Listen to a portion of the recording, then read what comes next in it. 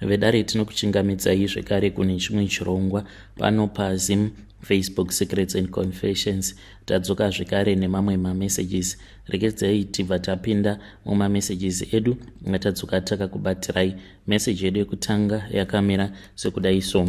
Hanzi makadi zvenyu mukoma, ndinokumbirawo kuti munge muchindiposterawo nyaya yangu makavikawo chitupa changu. Chekutanga ndinoda kuti handina kuuya kuzotsvaka macustomers pachannel yenyu, nekuti uyo anenge achindida iye ndiye anonditsvaka, ende handingobatsiri munhu out of nowhere. Ndinowanzokubatsira munhu mushure mekunge ndaziva kuti wacho anenge akupa mafone numbers angu ndinomuziva here uye ndakambomubatsira.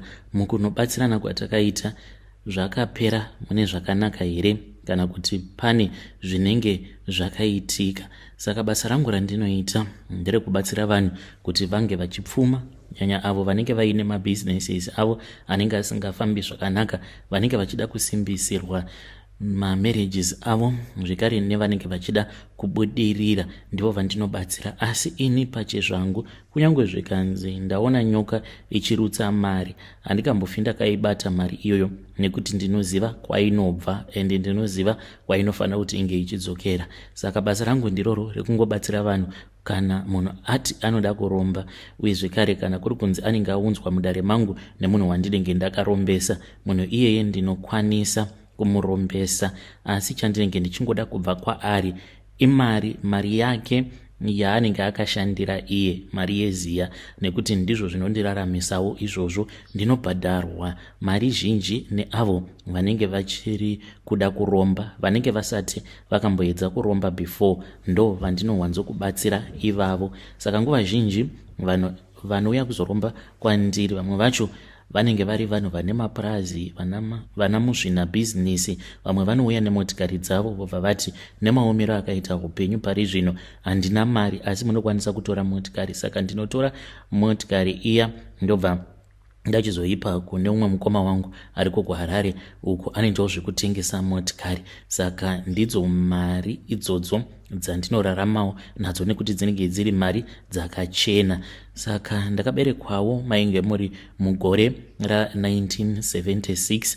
ndakaberekerwawo mumhuri mainge muchiitwa zveun'anga zvechivanhu. Sekuru vangu ivo vainge vatori svikiro rainge richitozivikanwa kwedu kwatinobva kuno kuManicaland, uye zvekare vanhu vazhinji vaitofamba vachitobva kunana Chipinge kunana Rusape kuti vange vachiuya kuzobatsirwa nasekuru vangu, ende sekuru vangu vaitosimbisa n'anga. Zvino ini ndakabva ndachizonzi ndini ndinofanira kuti ndinge ndichizotevedzerawo ndichifamba nenzira idzo dzavakafamba nadzo, tsvimbo dzavo ndini ndakadzipiwa. Nanhasi uno tsvimbo yandinoshandisa mudare mangu itsvimbo iyo yavakaenda vakanogadzirirwa kuMozambique ikabva yachizopiwawo masimba. Ndo tsvimbo yandinoshandisa iyoyo kurombesa vanhu. Ndo inondiudza kuti munhu uyu wari kuda kurombesa anoita here kana kuti haaite. Saka vanhu vanotouya kwandiri vachiti vari kuda kuti vange vachizopfuma, asi kana ndakuvheneka ndikaona kuti zvechokwadi mari yacho yaunenge uchida kurombesa nayo inenge isiri mari yeropa, aiwa tinowirirana kutoita mabest friend. Asi once wangotanga kungodya mari yeropa, mari yekurombwa, iwewe neni tinenge tisisina ukama. Ziva kuti kana kuri kunzi zvinhu zvako zvikanzi zvinenge zvazokuomera, apo paunozodzoka kwandiri zvinenge zvava kuti netsei kuti ndige ndichikubatsira nemwoyo chena. It's either unenge wava kutotsvaka munhu anokukweretesa mari, munhu iyeye anenge asina kuromba, kana kuri kunzi anenge asati akambopinda mumatare, ndiye wandingatoti enda unokwereta kwaari, because mari yake inenge iri mari inenge isina ropa mukati. Wai ndiri kutaura zvose izvi? Chandakadzidza pano pasi pezuva ndechekuti ndakaona kuti Satani pachezvake iye mari yake, mari iyoyo unoidya nemuseredzero. Ipapo pandakatanga kuitawo zvekurombesa kubva ndichiri mukomana wechidiki, ndakabva tanga kuendawo kuchikoro. Ndaienda kuchikoro ndichishandisa mari yandaipiwa nevanhu vandainge ndichibatsira, nekuti ndakaona kuti kana ndikangoda kungoita zvekun'anga chete ndipo pandinozokambira kunyange mari dzevanhu vanenge vakaromba. So the devil has his own rules, and mutemo waSatani is blood for blood. Kana ukagara watora mari kubva kuna Satani, iye Satani mweya ingirozi ine uchenjeri. Saka Satani anotoziva kuti umwe neumwe uyo anenge achipinda mudare mangu wandinenge ndichida kurombesa anenge aine maweaknesses akaita sei. Kana weakness yako iri kuvanhukadzi, ndo pandinongokuti haufaniri kuti unge uchizorara nemukadzi anenge asiri mukadzi wako. Kana ukangodaro zvinhu zvinobva zvakupandukira, ndichitoziva kutoti munhu iyeye kunyange zvikanzi zvaita sei achatoita zvemahure chete, worst of all kana ava nemari. Saka Satani pachezvake anokupa mutemo waanotoziva kutoti haungambofi wakakwanisa kuutevedzera mutemo iwoyo. So zuva iro paunozonzi wakanganisa mhiko dzako, iye anotouya achitokurangaridza kuti zvino nguva yakwana yekuti unge uchiita masacrifices, ende unotobhadhara neropa, ropa to ropa, ende rinofanira kuva riri ropa remunhu waunenge uchida. Ndabatsira vanhu vakawanda chaizvo, ende kune ose uyo anouya kwandiri, nyaya ndiyo imwe chete. Vanhu vanongosangana nematambudziko akangofanana mukurarama, matambudziko ekuti kana watanga bhizinesi unototi unge uchiroyiwa. Saka mukunoroyiwa ikoko zvinenge zvichikudhonzera kuti unge uchizorerekera kudivi raSatani, unge uchiromba, nekuti kana watova nebhizinesi, kana wabudirira zvinenge zvisina ropa mukati, ko kuna Satani chii chimwe chauchazoda? Ndipo paunenge wava kukwanisa kuzopfugama nemabvi ako, mwoyo wako wakapombonoka uchinamata Mwari wako. Saka munhu anenge ari pacritical ndeuyo anenge abva mukutanga bhizinesi iroro rinototi ringe richitosheka. Kana rasheka, then anobva achizouya kune vanhu vakaita sesu. Kana auya kwatiri manje, tobva tatoziva kutoti anenge afuratira musiki wake, nekuti kunyange zvikanzi uri munhu anoita zvechivanhu, once wangotanga kungoita zvemasacrifices pachishandiswa ropa remunhu, ziva kutoti wava kutoita satanism, inenge yatova satanism iyoyo. Saka masatanisti akawanda, basa redu ndiroro rekuti tinge tichizokwezvera vanhu kudivi redu, ende vanhu vanokwezvwa kudivi redu kuburikidza nematambudziko avo avanosangana navo mukurarama. Same story over and over again. Munhu anouya kwandiri ari desperate, zvisinei nekuti unenge uri mufundisi here, kana kuti unenge uri lawyer, kana kuti uri munhu anenge angori nekabhindauko kake kanenge kasiri kufamba zvakanaka. Nguva zhinji vanhu avo vanozouya kwandiri vanenge vari mabusinessmen, avo vanouya vachichema ivo vachiti vazama pose pavanogona napo kuti mabusinesses avo ange achizosimukira, asi zvinenge zvichiramba. Saka ndichazama kuti ndige ndichingokudzidzisaiwo kuti chii chinonzi chikwambo, uye zvekare according kune zvose izvo zvandakadzidziswa nezvandinoita kuti chikwambo chacho ndinombochigadzirisa sei. Saka kuti mukwanise kunyatsokunzwisisa magadziriro awo andinoita chikwambo, ndichakuudzai nyaya youmwe murume uyo ainge achigara kuHarare. Murume uyo akasvika pakuzochekeresa dzinza rake rose. Apedza kuchekeresa dzinza rake, iye kwava kuchizofa. Ainge anzwawo nemukurumbira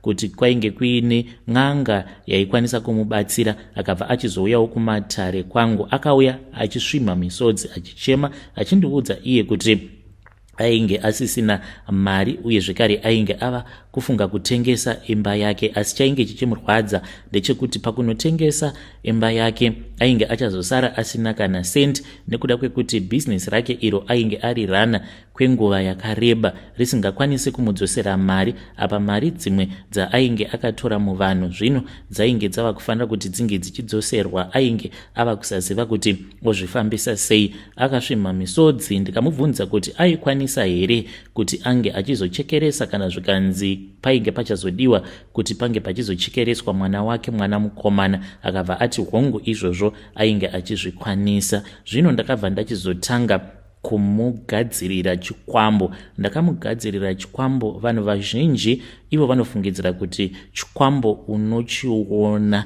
nemaziso ako enyama, zvimwe zvandinongoona zvichingoitwa pazvivhitivhiti. Chikwambo haungachioni ba, chikwambo hachingaoneki, chinongoonekwa nanagodobori vakaita sesu, uye zvekare neavo zvimwe kuda vanenge vari mapasta kana kuti vanhu vanenge vakazvarwa nezvipo zvekuti vanokwanisa kuona zvinhu zvinoitika mumweya. Asi kuti unzi chikwambo unochiona nemaziso ako awa enyama, aiwa ndinoramba. Chandingatoti unokwanisa kuona nemaziso ako enyama, it is an object inenge iri spiritual contact nechikwambo chako. Sekuti kana ndikakurombesa ndinokwanisa kungokupa chidhori hongu, ipapo ndinobvuma kuti chidhori ichocho chinokwanisa kuonekwa nevamwe vanhu. Asi kuti titi chidhori ichocho ndo chinenge chiri chikwambo, aiwa, ipapo ndinoparamba. Chinenge chisiri chikwambo, asi inenge iri yandinoti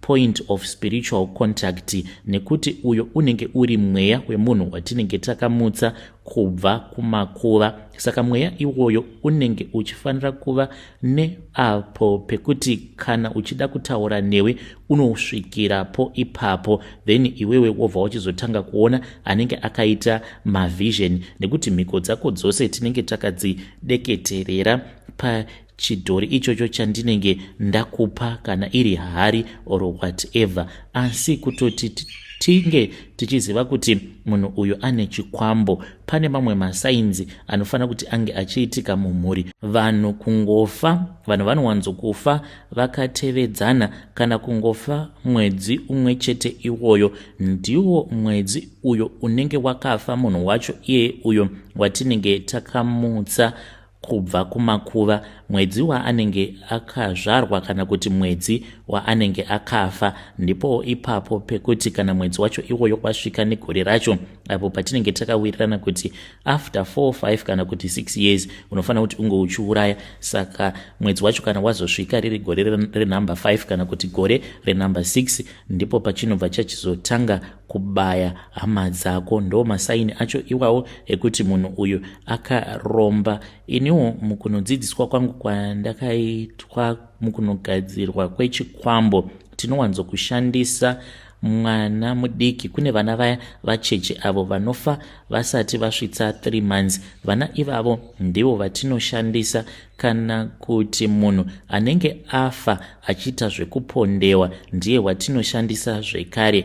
Mutumbi wake tinoushandisa uchiri fresh, pasati padarika mazuva 3 tinoenda paguva rake. Ende titori nevanhu vedu avo vatinoshandidzana navo makare mamutare mutauni umu. Ndine munhu uyo wandinoshandidzana naye, anotondiudza kana kuri kunzi ndinenge ndichida mweya wemufi, kana akanzwa zvichinzi kwakati kune kamwana kacheche kafa, foni inotopinda, ndobva ndatodhiraivha ndichibva kuno ndichienda mamutare mutauni, ndobva ndachizoenda parinda rake mwana uya, tobva tachizomumutsa so that ange achizomuka. Kana tamumutsa tinomugarisa muhari umo matinenge takamuchengetedza semusungwa wedu, kuzosvika tazowana munhu uyo anenge achida chikwambo, tobva tachizotanga kuunyengetedza mweya wemufi kuti unge uchizobvuma kubuda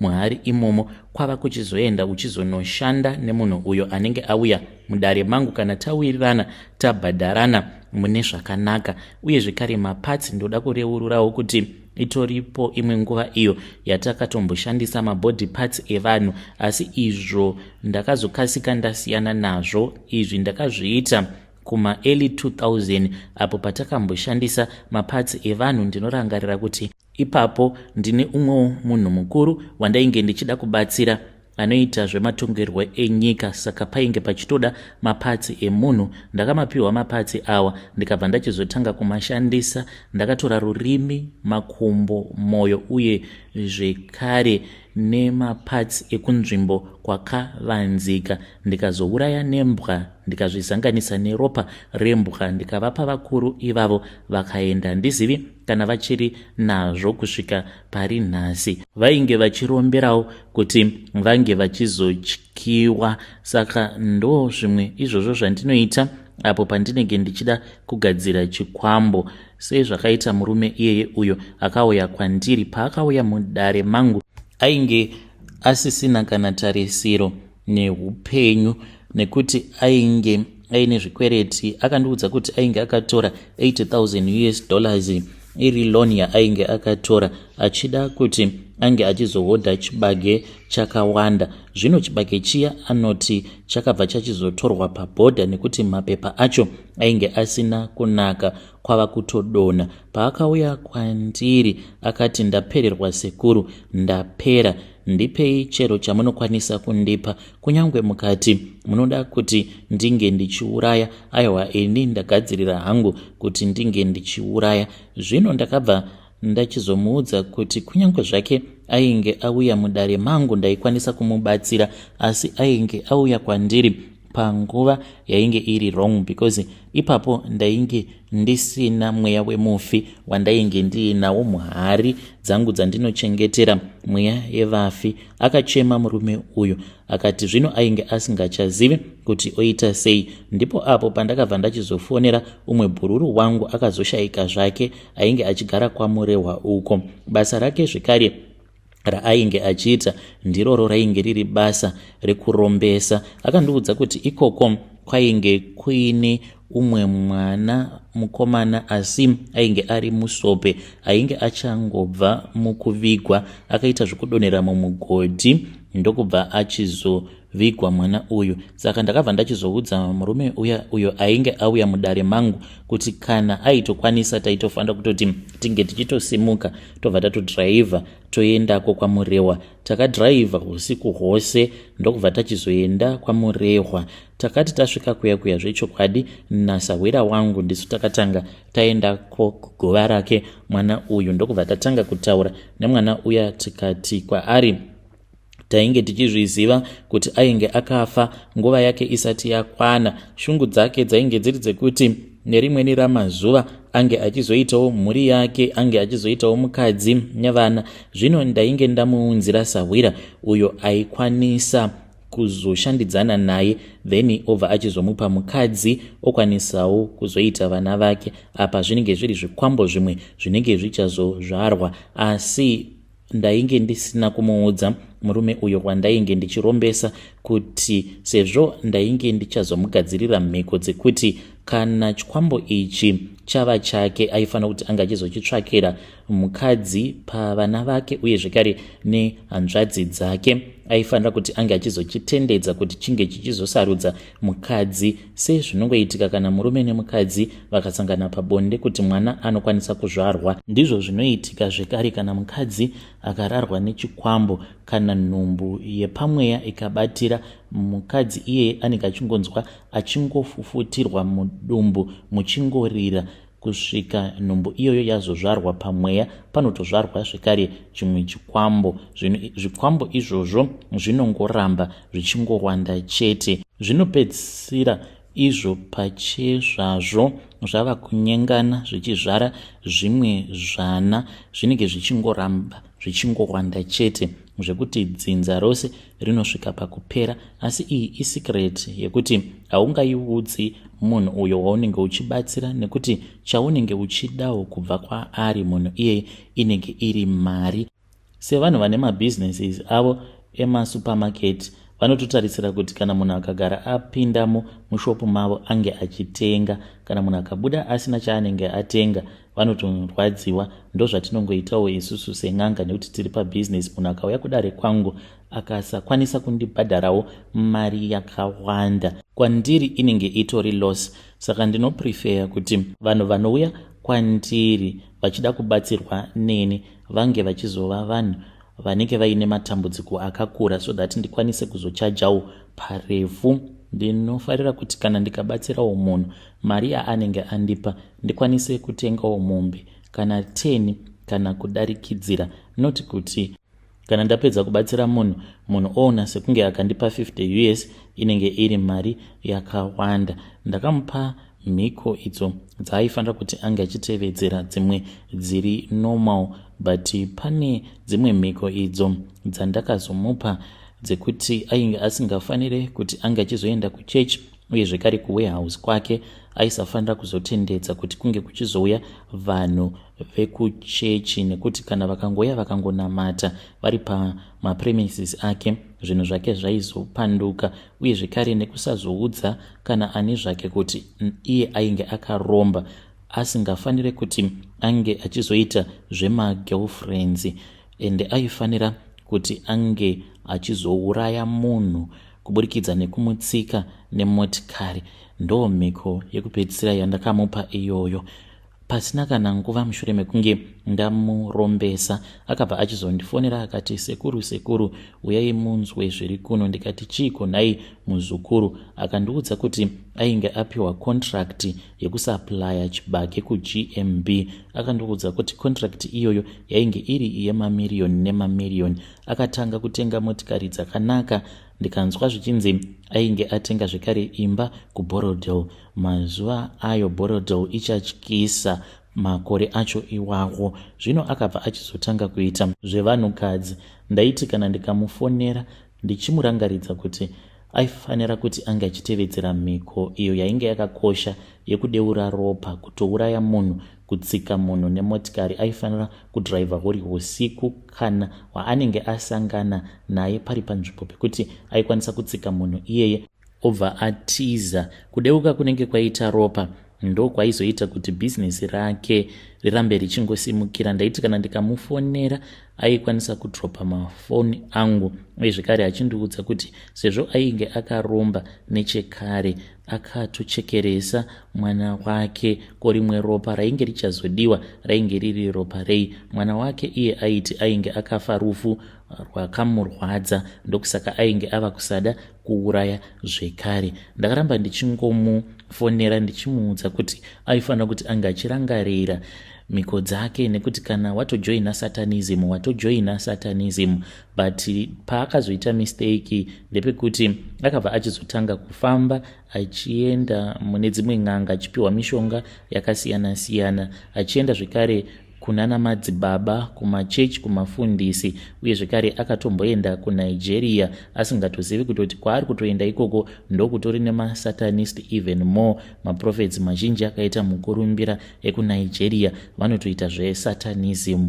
Akazombosangana neumwe akamubatsira wekuAvondale ari mufundisi, akabva achizomupa yaakati Miracle Water, ndo yakazotowedzera kumukanganisira zvinhu zvake, nekuti akanzi ange achienda kunoimwaya kumaoffices ekuwarehouse kwake. Ipapo zvinhu ndopa zvakabva zvatowedzera kutooma. Mushure mekunge zvinhu zvatanga kumuomera, vana vake vakatanga kufa, and each and every time apo paifa vana vake aitoudzwa nechikwambo chake kuti tora kana mari inenge yakawanda inosvika kana kuma$15,000 US, mwana wako apo paanenge ava kuiswa mukofini obva waisa mari iyoyo mukofini.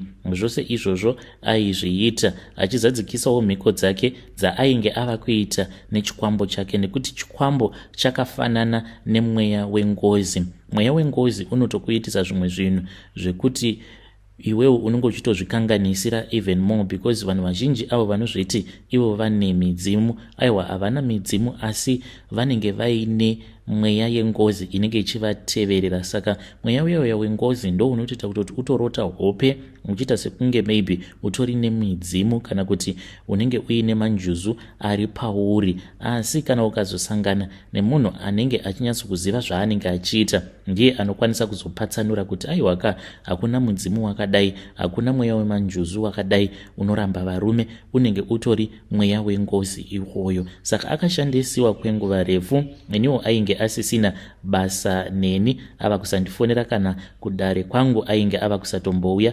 zvachose. Akazoti zvino upenyu hwamuomera, apedza kupukuta hama dzake dzose. Chikwambo chiya zvino chainge chava kuuya kwaari chichiti chainge chichinzwa nyota, chainge chichida ropa. Akandiudza kuti akatombozama kuti ange achinorombesewa somewhere else, but paakanoromba zvino akanoromba nenhengo yake yekunzvimbo kwakavanzika, akabva achizonzi aifanira kuti ange achizadzikisa mhiko dzekudanana nevakadzi vaya vanoda zvinhu. Vakadzi ava ivo vaizotanga kurwara kwavanenge vachiita mukuzonofa, then chikwambo chiya chaibva chachizouya chobva chazonwa ropa. Akararama achingoita saizvozvo kwemakore nemakore, asi zvakasvika pakushaya basa, nekuti mhiko dzaunenge wakapiwa pakutanga apo paunojoina satanism ndo dzinenge dzakakosha idzodzo, ende mhiko idzodzo hadzisi nyore kuti dzinge dzichingoparadzwa, nekuti anoziva kuti mhiko idzodzo padzakagadzirwa chii chakashandisiwa, inenge ingori n'anga iyoyo iyo yakagadzira mhiko dzacho idzodzo, yakajoinisa munhu wacho satanism. Saka kunyange ukati waenda kuna namadzibaba kana kumafundisi uchida kurasa zvinhu zvako zvawaishandisa zvawakapiwa nen'anga yako pawakaromba, zvinotinetsei, nekuti a covenant is a covenant. Kunyange mukada kuverenga bhaibheri rakangozara nemacovenant kubva pakatangira bhaibheri. It is a covenant, nekuti usadya muchero uyu, unokwanisa kudya mimwe michero yose iri muno mugarden reEden, asi uyu muti uyu usabata. Ndo covenant yacho iyoyo.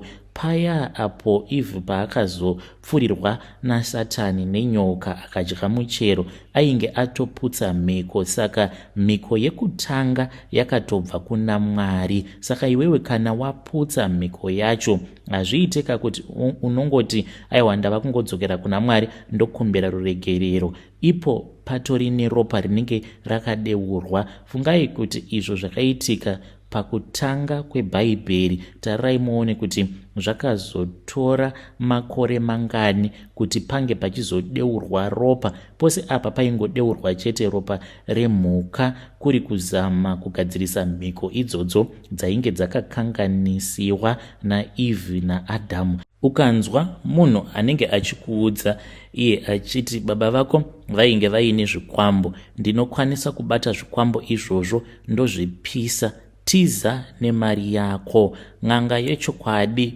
iyo inoronda ngwara ichitsvaka kuti ko chikwambo chacho chakambogadzirwa nei. Ukaona munhu anongobata wototi ndachibata ichi chikwambo, kana iri nyoka yotonzi nyoka iyaya yava kuurayiwa, ndo nyoka yanga ichirara nemi kubva muzuva ranhasi, sezvo ndaiuraya nyoka iyi ndaipisa. Matambudziko enyu ose amanga muchisangana nawo hamuchazombofi zvekare makasangana nawo zvekare. Aiwa, munenge muchinyeperwa. Tizai nemari dzenyu, nekuti hakuna zvakadaro. Handiti panonzi pari kugadzirwa nyoka iri nyoka yechikwambo, vanhu vanotoenda musango, iye nyakuromba nemurombesi wake vanoenda musango vonotsvaka nyoka yakangosikawo naMwari. Apa vanenge vaine mweya wemufi, kana kuti vanotanga vavhima nyoka yavanobata voenda nayo kumakuva, vobva vachizomutsa mweya yevafi kwava kuzoisa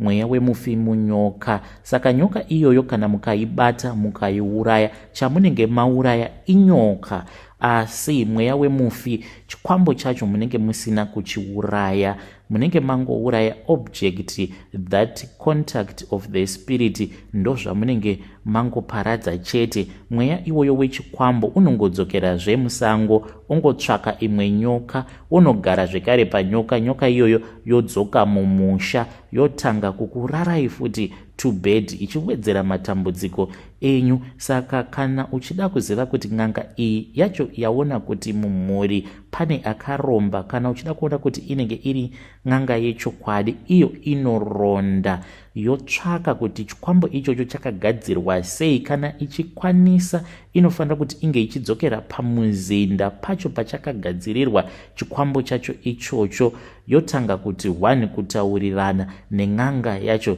yakagadzira chikwambo, kana kuti vana veuyo wacho anenge akarombesa wacho wamunenge muchiti ndiye ari kukutambudzai, ndiye ega anokwanisa kudzokera kana kuri kumakuva onozorodza mweya wemufi. Zvimwe zvikwambo zvinoramba zvichiita hasha zvichiti ko zvamakandishandisa kwemakore nemakore, kana muchida kuti ndinge ndichidzokera kuvafi, chiendai munoudza hama dzangu kuti pose apa manga muchindishandisa sechikwambo unenge watova mweya wengozi. Saka chikwambo tingangoti ingozi, nekuti unenge uchishandisa munhu asina dzinza newe. Hongovariko vanoshandisa mweya yehama dzavo dzakafa, but kashoma. Kazhinji kacho unotofanira kutoti unge uchitomutsa mweya wemufi uyo asina dzinza newe, kwava kutanga kumushandisa mumabhizinesi ako. I hope kuti muchapostawo nyaya yangu. Zvekare ndinoda kudzokorora kuti handina kuuya pano kuzotsvaka makastoma, nekuti ini mukubatsira kwangu handingobatsiri munhu nje, ndinotobatsira munhu either anenge adirectwa kwandiri nemunhu wandinenge ndakamborombesa. Handingobatsiri munhu nje, ende ini handirarami nemari yeurombwa, ndinoraramiswa nemari dzevanhu avo vanenge vauya kwandiri, vanenge vasati vakambopinda mumatare, ndo vane mari dzandinogamuchira idzodzo. Ndinototi tengesa imba yako kana uchida kuti ndige ndichikurombesa, nekuti ndinoziva kuti pakunotengesawo kwauchaita imba yako uchandipa mari yakachena, mari isina ropa. Vana vangu havatambudzwi nazvo zvikwambo zvacho izvozvo, nekuti ndichinomutsa mweya wemufi ndinotogara ndatoita mhiko, uye zvekare ndichitoudza musika vanhu kuti ini handina chandakanganisa. Munhu auyawo kwandiri achichema achida kuti ndige ndichimubatsira. Saka kana ndomutsa mweya wemufi, mufi iye anenge achitozviziva kuti mune ramangwana kana aine zvaanenge achida, handimutendedzi unless kana ava kuda kuti tinge tichibayana nemapfumo kuti ange achidzoka mudare mangu achiti ane nyota. Akadzoka mudare mangu achinditi anenge aine nyota, ndinomuudza kuti dzokera kuna vatenzi vako. Kana zvichiita dzokera unobaya kunyange mwana wake, baya kana amai vake, pukuta pedza iwe hama dzake kana asingadi kuti ange achikupa ropa. Vedare ndo message iyo yandakatumidzirwa ichibva kuna sekuru avo. Zvakangoma hazvo veduwe, hanzi vanhu munongoita henyu nharo, but mari yeurombwa hainakidzi kudya zvachose, nekuti haukwanisi kuidya madiro, ine mitemo yakawandisa. Hakuna munhu anokwanisa kutevedzera mhiko dzose dzaanenge apiwa pakuromba, kunyange ini chaiye. Kunyange ndikati nhasi ndafunga kuromba, handikambofi ndakazvikwanisa. Hanzi nasekuru ava ndakatoita mhiko dzekuti uyo wemudzinza rekwedu anenge afunga kuromba, achiromba kudaro anotongorohwa nemheni obva afirapo paspot. Strange things indeed they do happen in this world.